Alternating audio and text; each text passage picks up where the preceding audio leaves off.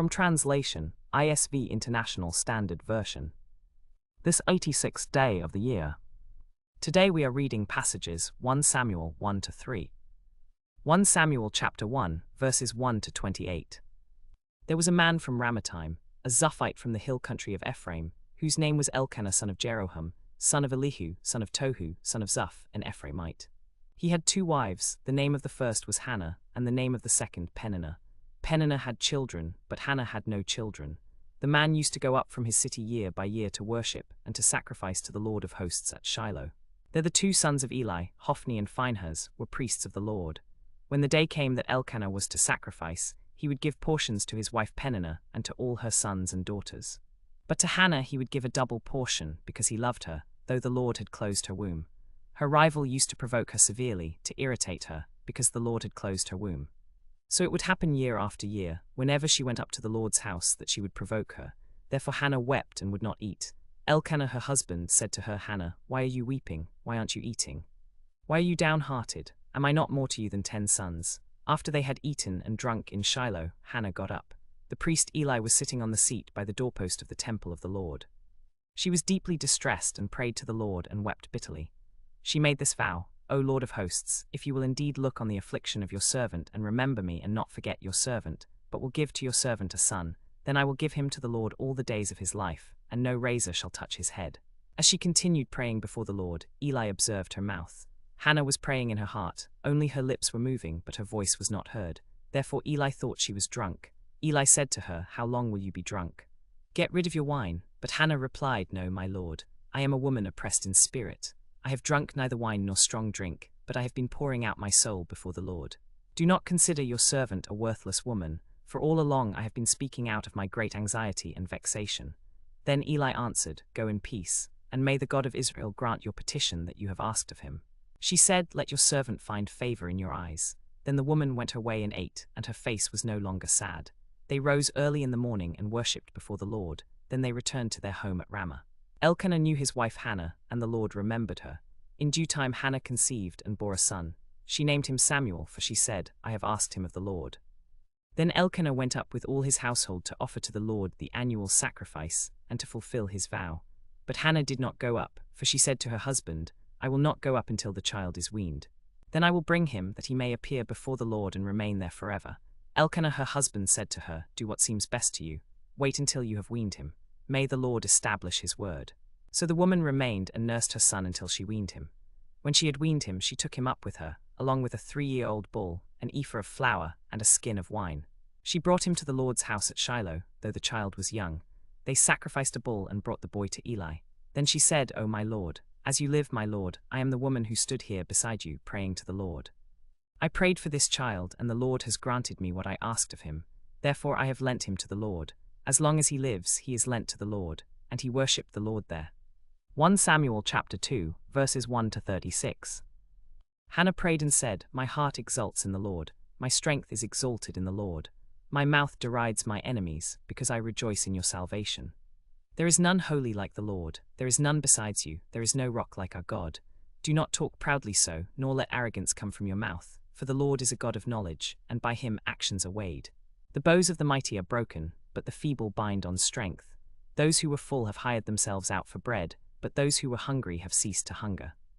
The barren has borne 7, but she who has many children is forlorn. The Lord kills and brings to life, he brings down to Sheol and raises up. The Lord makes poor and makes rich, he brings low and he exalts. He raises the poor from the dust, and lifts the beggar from the ash heap, to make them sit with princes and inherit a seat of honor. For the pillars of the earth are the Lord's, and on them he has set the world. He will guard the feet of his faithful ones, but the wicked shall be cut off in darkness, for not by strength does one prevail. The Lord will judge the ends of the earth, he will give strength to his king and exalt the horn of his anointed. Then Elkanah went home to Ramah, but the boy was ministering to the Lord in the presence of Eli the priest. Now the sons of Eli were worthless men, they did not know the Lord. The custom of the priests with the people was that when any man offered a sacrifice, the priest's servant would come, while the meat was boiling, with a 3-pronged fork in his hand. He would thrust it into the pan, or kettle, or cauldron, or pot. All that the fork brought up the priest would take for himself. This is what they did to all the Israelites who came there to Shiloh. Even before the fat was burned, the priest's servant would come and say to the man who was sacrificing, give the priest meat for roasting, for he will not accept boiled meat from you, but only raw. And if the man said to him, let them burn the fat first, and then take as much as you please, he would say, no, give it now. If you don't, I will take it by force. Thus the sin of the young men was very great before the Lord, for the men treated the offering of the Lord with contempt. But Samuel was ministering before the Lord, a boy clothed with a linen ephod. And his mother used to make for him a little robe, and take it to him each year when she went up with her husband to offer the annual sacrifice.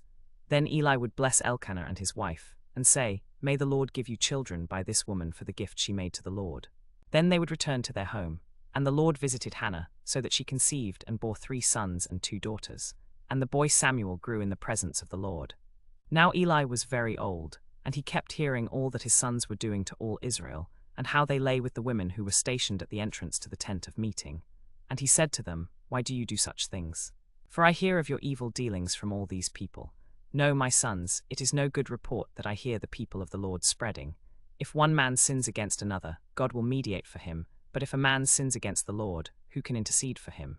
But they would not listen to the voice of their father, for it was the will of the Lord to put them to death.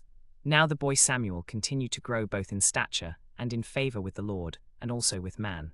A man of God came to Eli and said to him, thus says the Lord, I appeared to your father's house in Egypt when they were slaves to the house of Pharaoh. And I chose your father's house out of all the tribes of Israel to be my priest, to go up to my altar, to burn incense, and to wear an ephod before me. And I gave to your father's house all the fire offerings of the people of Israel. Why then do you scorn my sacrifices and my offerings that I commanded for my dwelling place, and honor your sons above me, by fattening yourselves on the choice parts of all the offerings of my people Israel? Therefore the Lord, the God of Israel, declares, I did indeed say that your house and the house of your father should walk before me forever, but now the Lord declares, far be it from me, for those who honor me I will honor, and those who despise me shall be lightly esteemed. Behold, the days are coming when I will cut off your strength and the strength of your father's house, so that there will not be an old man in your house. And you will see an enemy in my dwelling place, in all that is good with Israel. And there shall not be an old man in your house forever. The man of yours whom I shall not cut off from my altar shall be spared to weep out his eyes and grieve his heart, and all the descendants of your house shall die by the sword of men. And this shall be a sign to you, both of your sons, Hophni and Phinehas, shall die on the same day. And I will raise up for myself a faithful priest, who shall do according to what is in my heart and in my mind. And I will build him a sure house, and he shall go in and out before my anointed forever. And everyone who is left in your house shall come to bow down to him for a piece of silver or a loaf of bread and say, please put me into one of the priest's places, that I may eat a piece of bread. 1 Samuel chapter 3, verses 1 to 21. Now the boy Samuel was ministering to the Lord in the presence of Eli. And the word of the Lord was rare in those days, there was no frequent vision. It happened at that time, as Eli was lying down in his place, and the eyes of Eli were becoming dim so that he could not see, and the lamp of God had not yet gone out, and Samuel was lying down in the temple of the Lord, where the ark of God was, that the Lord called Samuel. And he said, here I am. Then he ran to Eli and said, here I am, for you called me. But Eli said, I did not call you. Lie down again. So he went and lay down, and the Lord called again, Samuel. And Samuel arose and went to Eli and said, here I am, for you called me. Eli said, I did not call, my son. Lie down again. Now Samuel did not yet know the Lord, and the word of the Lord had not yet been revealed to him. The Lord called Samuel again the 3rd time. And he arose and went to Eli and said, here I am, for you called me. Eli perceived that the Lord was calling the boy. Therefore Eli said to Samuel, go, lie down, and if he calls you, you shall say, speak, Lord, for your servant hears. So Samuel went and lay down in his place. And the Lord came and stood, calling as at the other times, Samuel, Samuel. And Samuel said, speak, for your servant hears. Then the Lord said to Samuel, behold, I am about to do a thing in Israel, at which the 2 ears of everyone who hears it will tingle. In that day I will fulfill against Eli all that I have spoken concerning his house, from beginning to end. For I told him that I would judge his house forever for the iniquity that he knew, because his sons were blaspheming God, and he did not restrain them. Therefore I have sworn to the house of Eli, that the iniquity of Eli's house shall not be atoned for by sacrifice or offering forever. Samuel lay until morning. Then he opened the doors of the house of the Lord. And Samuel was afraid to tell the vision to Eli. But Eli called Samuel and said, Samuel, my son. And he said, here I am. And Eli said, what was it that he said to you? Hide nothing from me. May God do so to you, and more also, if you hide anything from me of all that he said to you. So Samuel told him everything and hid nothing from him. And he said, it is the Lord. Let him do what seems good to him. And Samuel grew, and the Lord was with him, and let none of his words fall to the ground.